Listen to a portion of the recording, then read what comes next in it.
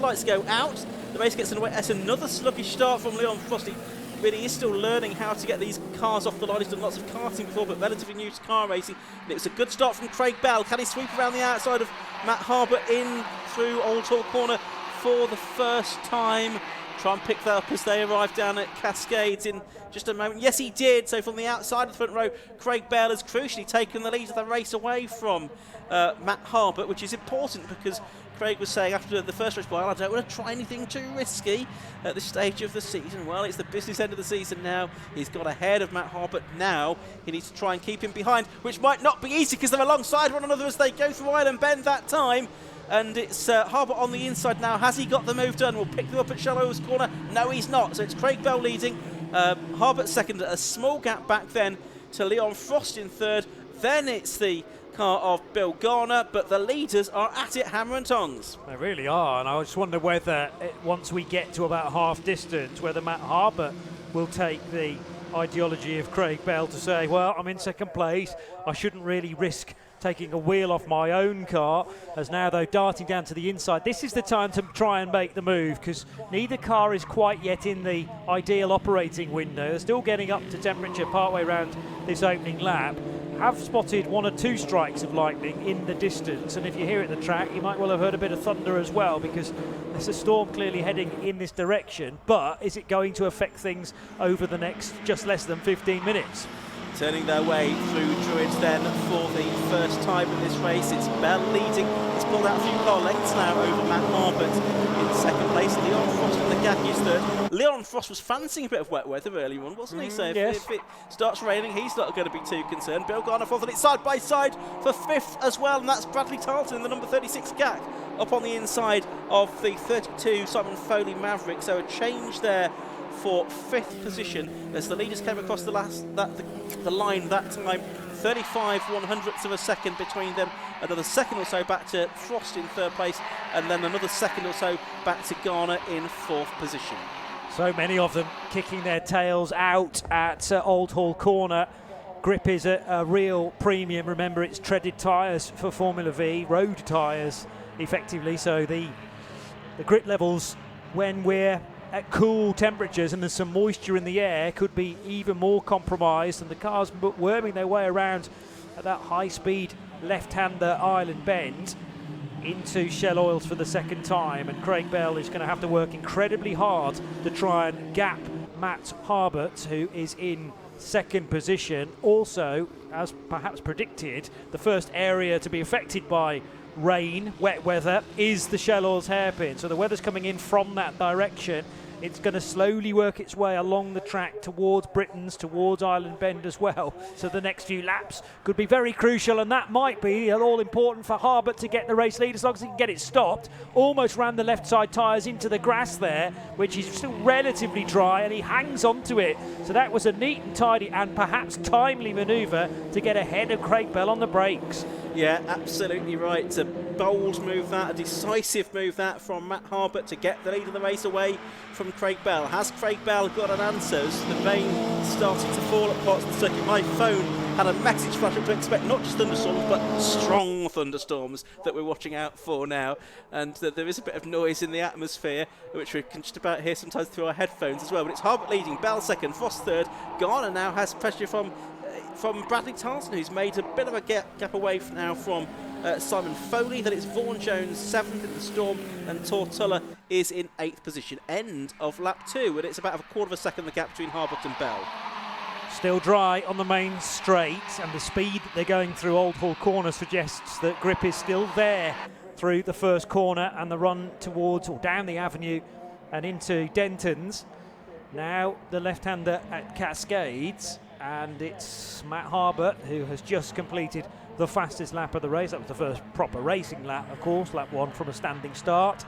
0.255 of a second as they cross the line, but it's closer than that. But how much grip is there at Shell Oils? Can you use both lanes potentially? It's probably still psychological rain at this stage. That's what Mike Jordan often called it in the past. Yes, you know it's raining, but it's not actually affecting the road surface or the amount of grip that's on the top of the road surface just yet. So there's Bradley Tarleton. He's got Bill Garner now behind him. And look at this scrap. You've got Tortola there in the number 90 car. He's now got ahead of Simon Foley. He's just tucked in behind the man from Abergavenny, Vaughan Jones, as well. And Tim Probert in the number 4 car, excuse me. Also in there as well in, I think, 9th position at the moment. So they're making their way down towards the right-hander at Knickerbrook. His Lobson Knickerbrook complex. Making their way out of it. Now this battle is sort of 6 seconds plus behind the race leader, which is Matt Harbert still. Yes, it is still Matt Harbert, just making sure he is there. And Craig Bell is still there in second. It looks like Harbert's pulled out a few more lengths maybe over the course of this lap.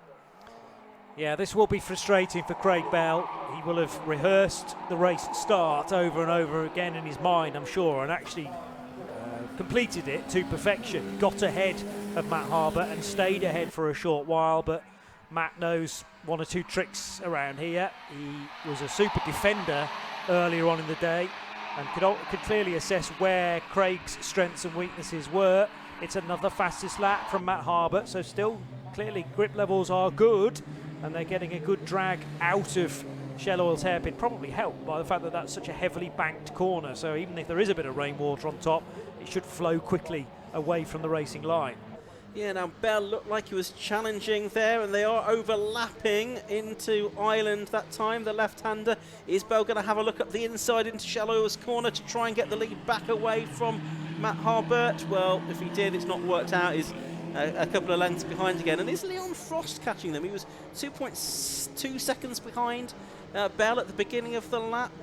Okay, it might still be about 2.2 seconds actually. It's possibly deceptive there at the hairpin, but Leon Frost looking to buy into this as well. There is still more than half of the race to go. Over the rise, Matt well over to driver's right to make sure that he defends from any potential last-ditch manoeuvre from Craig Bell, but Craig wasn't going to be close enough on that occasion into Knickerbrook.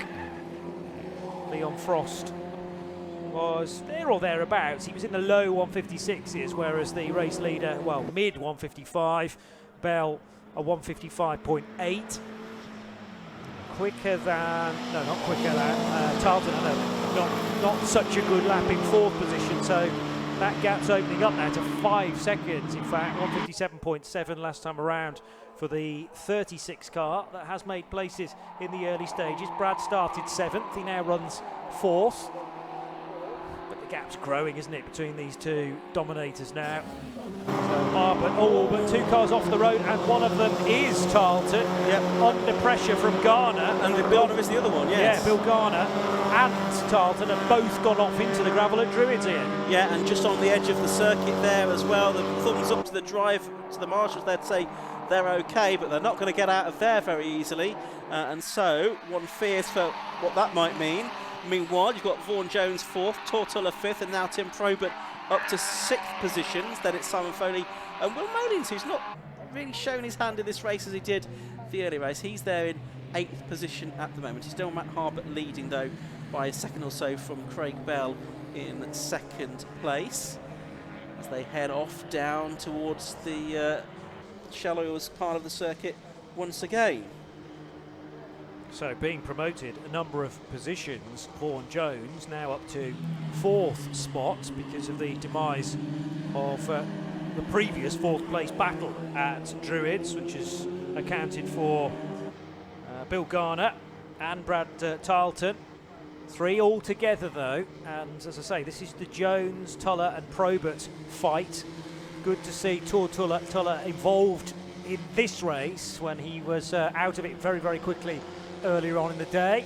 A nasty clash into the braking area for Knickerbrook, and had a long think about an overtake on Jones into Knickerbrook, but it's going to have to wait a little bit longer. Yeah, that's right. 5.5 minutes of this race still to go. Climbing the hill. They go, oh, and there's another tangle there. Who's involved in that? Simon Foley is one of the cars, I think. Malins. Yeah, may well have been Will Malins, I think, the other one. Yes, that would make sense. They're only 0.8 of a second apart at the start of the lap. So it looks like Simon Foley's car is stricken. Now, they're going past those two cars. Drivers now out of both of those cars. They have continued on the tyre off the rim on Simon Foley's car. Now, was that cause or effect of whatever went on there? Yeah, difficult from our perspective to tell. They will have their own story, I'm sure. Because the drivers at Druids have gone out very, very quickly, actually, well, there'll probably be local yellows there. The greens are flashing at the next post to say that you are allowed to overtake into Lodge Corner at the end of the lap. Now this is pressure from Tim Probert on Tortulla's car, and Probert with the inside line, he's got in well before Denton's, in fact, so a neatly timed manoeuvre and a much better exit out of Old Hall. Yeah, it seems to be one of Tim's best performances of the season. He's been a race winner in the past as Tim, the man from Richmond in North Yorkshire, a long-time racer now in Formula V, run by the 750 Most Club for a long time. But he's not been there all of that time, but been there for a couple of decades. Just coming through there, the number 60 car, Mark Newton, his Shane Mark II, and also you can see there 59 Chris Wiltshire in his Storm W7. Storm being the operative word at the moment, I think, with a bit of a lightning flash from the skies above our commentary box there. Our race continues though, and we've still got Tim Probert in 4th ahead of Tortulla in 5th with 4 minutes to go. And to answer the question about Will Malins, it certainly was the 46 car involved with Foley down at Knickerbrook. They've both not come through at the end of lap 5. But it is side by side into Lodge Corner now for the two yellow cars scrapping away. That was, tell me Ian, I've lost that entirely. I was looking for a 60 car. Mark Newton in 60 in 19th and Chris Wilshire in 20th in number 59. He is our race leader though, just behind them. He is coming through and it looks like the checkered flag has been made ready a little bit early. So checkered flag goes out and it's Matt Harbert that takes the win then at the end of 6 laps of racing. Craig Bell is second and it's going to be, I think, Leon Frost that takes third. Yes, he does. And then in 4th place it will be, I think, Vaughan Jones is the next car that's scheduled to be through. Yes. Here he comes now. Yes, he does. Tim Probert not too far behind him though, and it's Tortulla that completes the top 6. So the check flag being shown early, I suspect partly because of those cars off in the gravel at Druids, and we've lost another 1 or 2 as well, and the weather conditions as well may also have played a part as well in the officials deciding to throw the flag on that race, probably 2 laps earlier than otherwise it would have been. Yeah, I think because these are open cockpit, single-seater cars, there's definitely a concern about lightning strikes nearby because there's no protection other than the race helmet and those 2 cars off. I mean, they've been off for a while, so everyone was aware, but the weather's probably only going to get worse. I think the confirmation I've just had from race control is it was for the 4 cars that they need recovering and the lack of time in the programme, so get the cars off the circuit, do the recovery, and then hopefully we'll have time for our remaining 2 races. So probably just a pragmatic decision there to try and get as much racing in terms of the other categories that we've still got to see throughout the rest of the afternoon. Well, we must have got 12 minutes out of that, out of a 15-minute race. Yeah, we did. We weren't far off that. So it was a win for number 33, Matt Harbert, in the AHS Dominator. And did he get fastest lap as well? Yes, he did. So another sort of 4-point swing that time from Craig Bell. So he'll be 8 points ahead in the championship. So Matt Harbert, 33, the winner. 99, Craig Bell in second, 1.9 seconds behind. Number 93, Leon Frost, was third.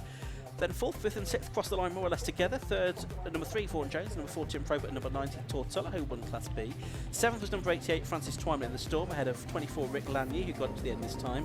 Adam Hayes, number 56, was 9th. And Phil Walthouse rounded out the top 10, ahead of Matt Topham, Maurice Gloucester, Ross Price and James Huckle, who was 14th. And then further back, in 15th place, it was Daniel Lanier, ahead of Oliver Mitchell, Mark Newton and Chris Wiltshire, the final 2 finishers.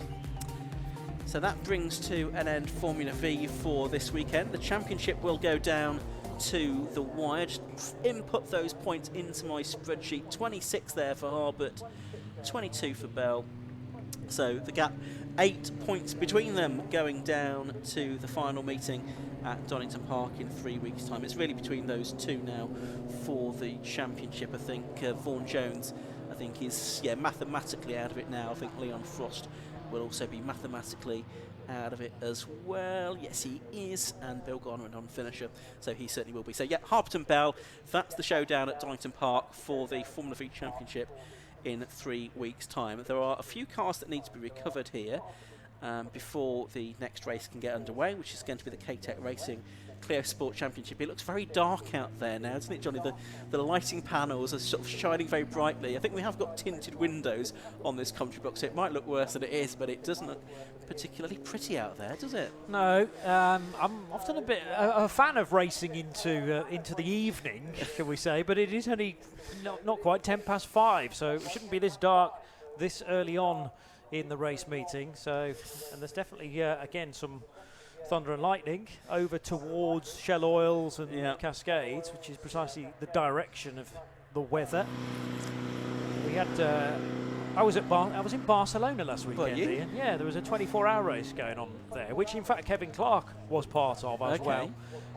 But in support, there was a couple of Clio races. Right. Each with, well, the same field entered into both, but I think about 50-odd Clios going around Barcelona circuit. And they did race into the evening. Oh, did I mean, it was practically darkness. Okay. But thankfully they all have headlights. Yes. But one thing to make a Clio race even madder than it ordinarily is to make it night time. Yeah. It was good fun. It sounds like it. A wonderful anecdote. But we're going to go down to Kieran now to hear from the Formula V drivers. Well, Formula V is always fantastic, and if you're wondering why the race has been ended early, I'm guessing if you look over there, nice bright skies, and if you look over there, not so much. We've just seen a load of lightning flashes as well, but we're going to speak to our race winner. I've just felt a spit, actually. Matt, you've just extended your championship lead as well. It's how was that race out there? It was good. The track was a bit slower that time, colder, and I was waiting for the rain. I kept seeing the lightning cracking, and obviously Craig got ahead that one, and we had quite a good battle, and then sort of picked my moments and dived up the inside really and made it stick, and then just got my head down trying to make a bit of room really, and then there's a few yellows which sort of broke the race up, and then I think they put the flag out early by the looks of it. Who got fastest lap this time? It was you. Oh, brilliant.